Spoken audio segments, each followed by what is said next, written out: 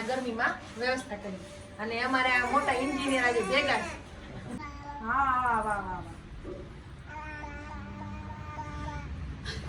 નમસ્કાર મિત્રો, welcome back to my YouTube channel. આજે ફરી પાછા આપણે મળ્યા છીએ સન્ડે વ્લોગમાં.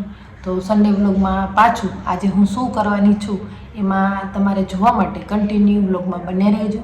અને ખરેખર આમ તો સોમથી શનિવાર એ જ પ્રવૃત્તિ હોય છે, પણ હર સન્ડેના મેં તમને જેમ અગાઉ કીધું એમ કંઈક નવી નવી પ્રવૃત્તિઓ સાથે આપ સૌ સમક્ષ હું રજૂ કરતી રહીશ. અને ખાસ કરીને આ સન્ડે વ્લોગ સ્પેશિયલ આજે શું કંઈક નવું બતાવવાની છું તમને, એટલે જરૂરથી આખો વ્લોગ જોજો. હું આવી ગઈ છું ધાબે અને રવિવાર છે એટલે આપણે દર રવિવારે સોલાર સિસ્ટમને સાફ કરીએ છીએ, કેમ કે આજકાલ બહુ ધૂળ ઉડે છે અહીંયા વાતાવરણમાં, આકાશમાં. આજુબાજુ બહુ બધું કામ ચાલુ છે મકાનોનું, એટલે જેટલી તમારી સોલાર સિસ્ટમ સાફ હોય ને એટલું પ્રકાશ ઉર્જા વધારે મળે. તો હર રવિવારે અમારે નિયમ જ છે કે સોલાર સિસ્ટમ સાફ કરવાની, સવારે સાંજે બપોરે રવિવાર હોય ને એટલે એક વખત હર રવિવારે આને સાફ કરી દેવાની. તો ચાલો પહેલાં તો આપણે મોટર ચાલુ કરીએ અને અહીંથી વાલ ખોલીને ફટાફટ પહેલાં સોલાર સિસ્ટમ ધોઈ નાખીએ. તો આપણી મોટર ચાલુ થઈ ગઈ. પહેલાં તો આપણે ટાંકીમાં પાણી આવ્યું, મોટર ચાલુ કરીએ એટલે હવે આ મોટરનો વાલ છે, આપણે આ સોલાર સિસ્ટમનો વાલ આ રીતે ઓપન કરશું એટલે આપણે ડાયરેક્ટ અહીંયા જે સોલાર સિસ્ટમમાં ફુવારા રાખેલા છે એમાંથી ડાયરેક્ટ પાણી આવશે. બધા એકસાથે ચાલુ થાય, પાણી ઉડતું અહીંયા. આમ તો ફુવારા છે, તેમ છતાં સોલાર પેનલને સરખી રીતે સાફ કરવા હું આ રીતે ઊભા ફટાનો ઉપયોગ કરું છું, જેથી કરીને પ્લેટના દરેક ખૂણાઓને વ્યવસ્થિત રીતે સાફ કરી શકાય. આ રીતે જ બંને હરોળની પ્લેટોને ફટાની મદદથી સારી રીતે ધોઈ શકાય છે. ખૂણામાં ફસાઈ જતી ધૂળ પણ નીકળી જાય છે.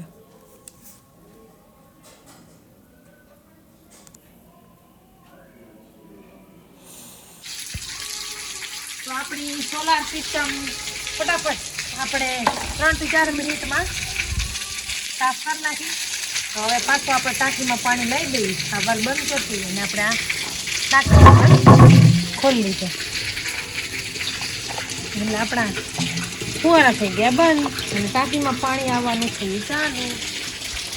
ફુવારા પદ્ધતિ છે ને એટલે સારી છે, પણ થોડોક ફોલ્ટ હતો કે આખો છતમાં હે ને વધારે જગા રોકતા હતા. આવી રીતે અહીંયા ઊભા પાઇપ કરેલા હતા, ઉત્તરાયણના વ્લોગમાં તમે દેખાતા એ પાઇપ આખા પપ્પાએ કાઢી નાખ્યા. ડાયરેક્ટ અહીંયા સાઈડમાંથી પાઇપ જોડતો ને ડાયરેક્ટ ફુવારા, એટલે નીચે કાંઈ નડે નહીં. અત્યારે કિચનમાં બધું અસ્તવ્યસ્ત છે, ચા પાણીના વાસણ પણ હેઠા પડ્યા છે, પાણીના માટલા અત્યારે પાણી રેડી થાય છે રહ્યું. અને આ બાજુ મમ્મી આજે આલુ પરોઠા, મેં અગાઉ આલુ લચ્છા પરોઠાનો વિડીયો અપલોડ કર્યો ને, એ આલુ લચ્છા પરોઠા આજે અમારા સન્ડેમાં બને છે. અહીંયા સવારના થોડો ઘણો નાસ્તો થયો તો પાપડ મૂકેલા છે. તો તારા મારે રસોઈ ચાલુ છે. તો આપણું બપોરનું જમવાનું થઈ ગયું છે રેડી અને હવે આપણે જમવા બેસી જઈએ. તો જમવામાં આજે મમ્મીએ બનાવ્યું છે બટેકાની સૂકી ભાજી, કાકડીનું શાક અને આપણા આલુ લચ્છા પરોઠા અને આ 2 પડવાળી ઘીની રોટલી અને છાશ મસાલાવાળી. હાલો તો હવે ખાઈ લઈએ. આપણે જમી લીધું, જમી કરીને ફ્રી થઈ ગયા, વાસણ બધું ધોવાઈ ગયું. તો યાદ આવ્યું કે ચલો એક્ટિવા કેટલા દિવસથી એમ પડી છે, બહુ ધૂળ ઉડી છે, તો સોલારને આપણે સફાઈ કરી નાખીએ. એવી રીતે 1 બાય 1 આજે એક્ટિવાની સર્વિસ કરી નાખીએ. તો હાલો આપણે એક્ટિવા ધોઈ નાખીએ. લિક્વિડવાળું પોતું જવા દો, ડાયરેક્ટ ફટાફટ ધોવાઈ જાય.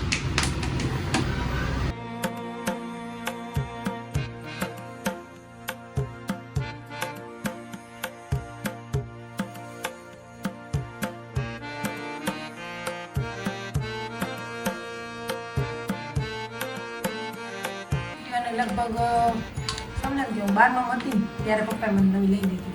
હજુ આ એ જ એક્ટિવા હાલે છે મારે. બિચારીને કોઈ દિવસ કાંઈ એવું ધ્યાન નથી રાખતા. આજે એમ થયું હાલે આજે આને બિચારીને સામું જોઈ થોડું સફાઈ કરી.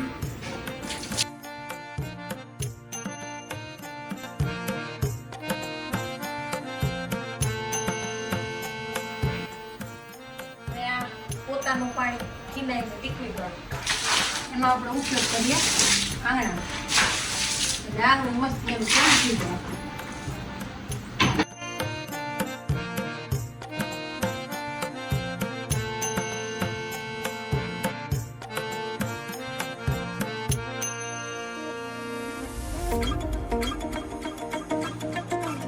ઉનાળો આવી રહ્યો છે તો આ કાળઝાળ ગરમીમાં આપણે પક્ષીઓ માટે કંઈક વિચારીએ. ગયા વર્ષે મેં પાણી માટે મેં આ કુંડું બાંધ્યું હતું, તો ફરી પાછું ગરમીની શરૂઆત થઈ ગઈ છે, તો આપણે અબોલા જીવ માટે પાણીની વ્યવસ્થા કરી. અને રવિવાર હતું તો યાદ આવ્યું, તો ચલો આપણે આને પાણીની વ્યવસ્થા માટેનું આ રેડી કરી નાખીએ. પછી આપણે છતમાં લટકાઈ દેવાનું છે. ચણ તો અમે નાખતા જ હોઈએ છીએ, પણ આજે રવિવારનો દિવસ હતો તો યાદ આવ્યું કે ચલો આજે પક્ષીઓનું આ રેડી કરી નાખી પાણી માટેનું, કે પાણી પીવા માટે એમને આ ગરમીમાં વ્યવસ્થા કરી. અને અમારે આ મોટા એન્જિનિયર આજે ભેગા છે.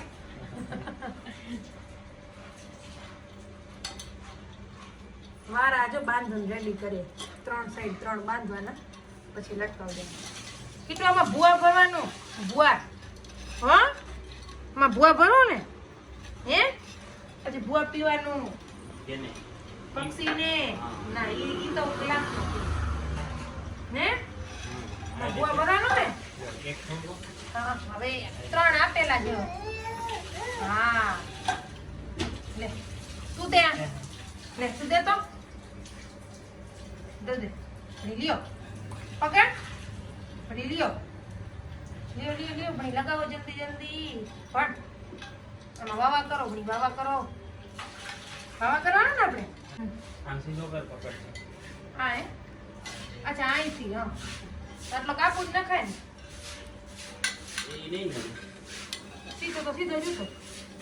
આરતી હોતી વ્યવસ્થિત મારી તો હા.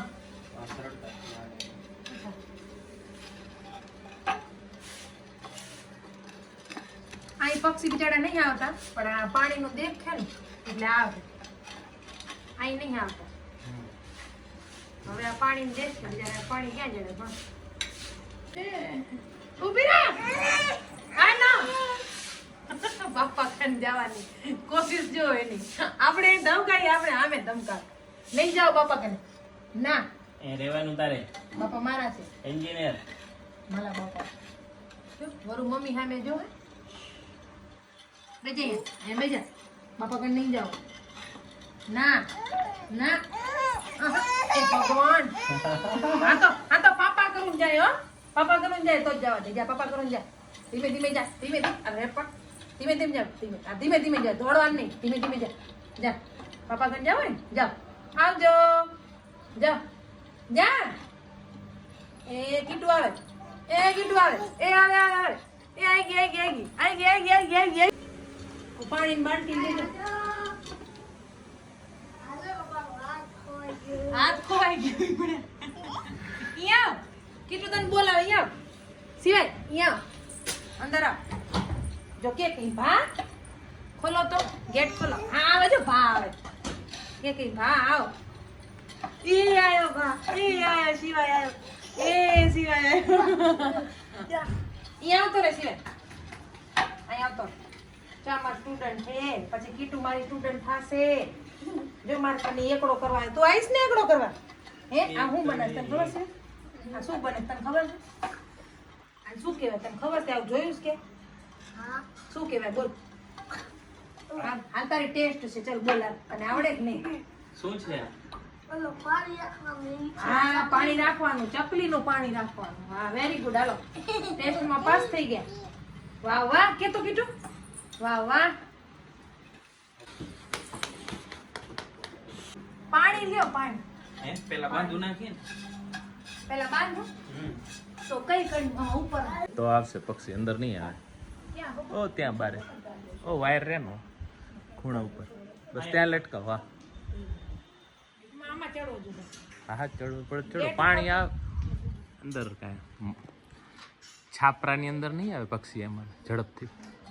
તમારે બાંધવું હોય તો અહીં વ્યવસ્થિત બાંધો. બહારની સાઈડ એ ચડાવજે સાઈડમાંથી નીકળી જાઓ. નીચે ઝૂકું ના લેજો. અહીંયા લે બસ આવી જગ્યાએ એમાં વારામાં બાંધો લો.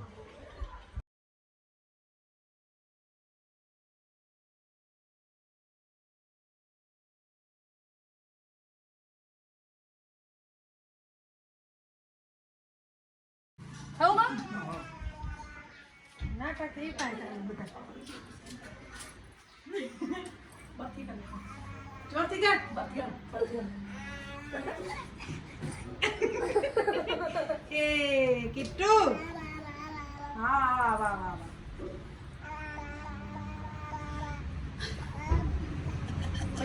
બટકો ભરે છોકરી બટકો નહીં ભરવાનો. રવિવારના મેં ખડીર ગયા ત્યારે મારા માસી મામી અને મારા સાસુમાએ અમારા મસાલા આપ્યા છે.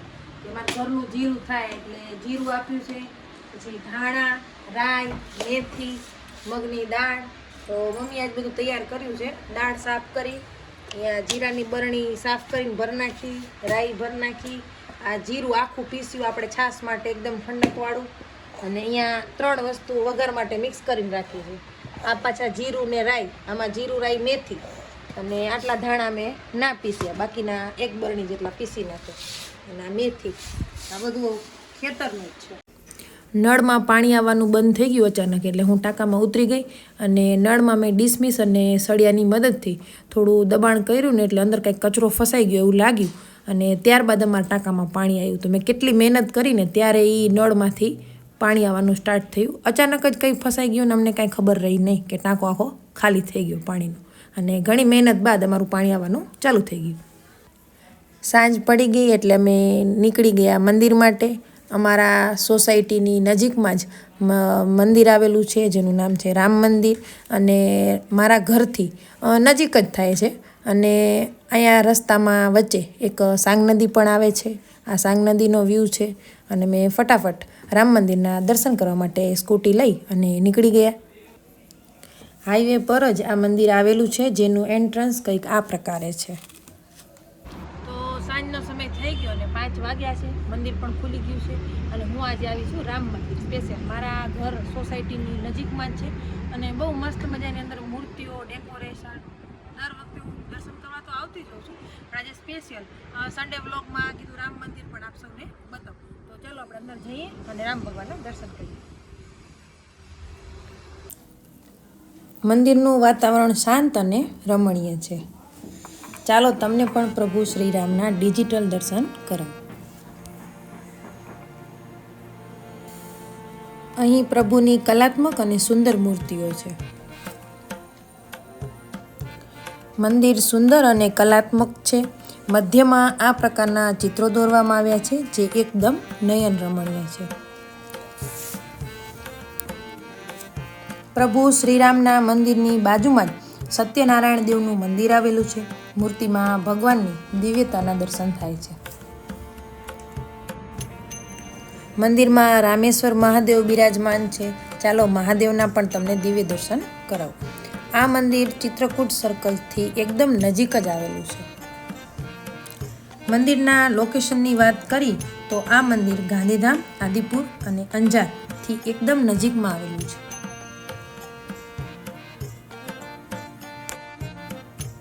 દર્શન કરી હું પક્ષીને ચણ આપવા માટે ગઈ, જ્યાં ઘણા લોકોએ પક્ષીઓને દાણા નાખેલા હતા.